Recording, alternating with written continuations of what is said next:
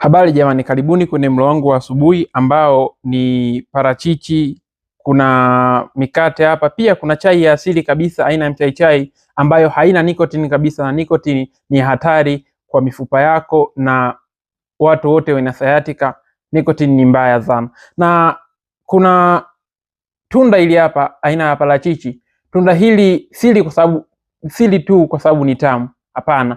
Ninakula kwa sababu lina madini ya potassium na madini ya calcium, lina vitamini mbalimbali ambazo zinasaidia katika mwili, na vitamini B na vitamini C, pia na vitamini E na vitamini K ambayo inasaidia sana kwa mifupa yako. Kwa hiyo kama una changamoto yoyote ya maumivu ya mifupa makali zaidi, unaweza ukatumia tunda hili ili iweze kukusaidia. Na ni mwanzo mzuri kutumia tunda hili, lakini pia sio suluhisho la kudumu kutumia tunda hili. Unaweza ukanitafuta kwa ajili ya suluhisho la haraka na suluhisho la kudumu kwa ajili ya mifupa yako na maumivu ya mgongo.